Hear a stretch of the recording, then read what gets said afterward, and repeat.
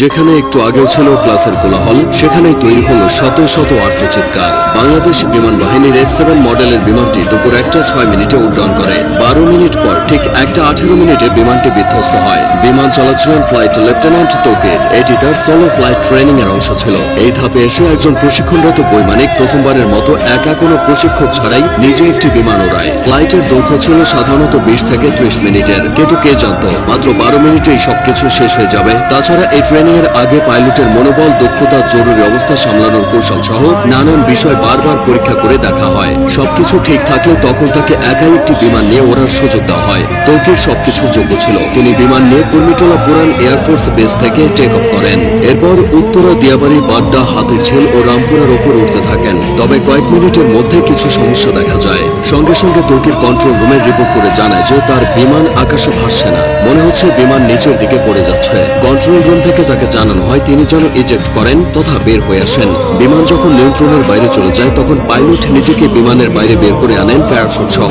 এটাই ইজেক্ট, কিন্তু কোনো এক অজানা কারণে তা সম্ভব হয়নি। এদিকে কন্ট্রোল রুমের সাথে পাইলটের যোগাযোগ বিচ্ছিন্ন হয়ে যায়। তার ঠিক 1 থেকে 1.5 মিনিটের মধ্যে বিমানটি নিয়ন্ত্রণ হারিয়ে উত্তরা মাইলস্টোন স্কুলে বিধ্বস্ত হয়। মূলত স্কুলের আবাসিক ভবনে বিমানটি আছড়ে পড়ে। ভবনটির নাম হায়দার হল। হলের পুরো অংশ ধসে গেছে।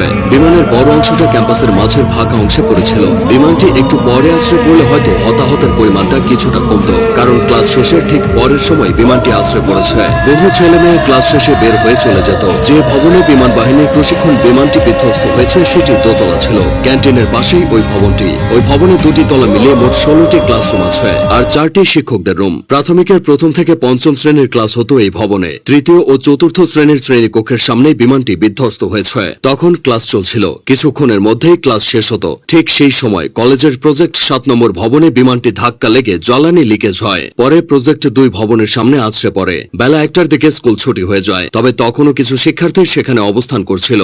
তারাই সবচেয়ে ক্ষতিগ্রস্ত হয়েছে। অনেক অভিভাবক বাইরে থেকে দাঁড়িয়ে শুধু দুর্দশা দেখেছে, কিছুই করার ছিল না। দুর্ঘটনা যা ঘটার তা ঘটে গেলেও কিছু প্রশ্ন থেকে গেছে। স্কুল কলেজ এরিয়ায় বাস ট্রাকের হর্ন আস্তে করার কথা বলা হয়। সেখানে স্কুল এরিয়ায় প্রশিক্ষণ বিমান ওড়ানো নিয়ে বেশ সমালোচনা হচ্ছে।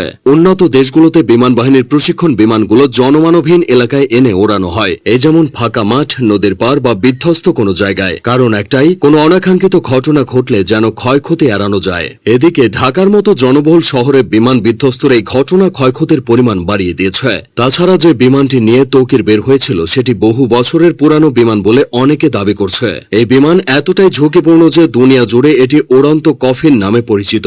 এই ধরনের দুর্ঘটনায় রেস্কিউ অপারেশন চালানো কঠিন। মাইলস্টোনের এই ঘটনায় ক্রিকেটার, আলেম ওলামা থেকে শুরু করে রাজনৈতিক অঙ্গন পর্যন্ত সবখানেই শোকের ছায়া নেমেছে। হতাহতের ঘটনায় মঙ্গলবার একদিনের রাষ্ট্রীয় শোক ঘোষণা করা হয়েছে। মাইলস্টোন স্কুল অ্যান্ড কলেজের ইতিহাসে এই ঘটনা দগদগে ক্ষত হয়ে থাকবে।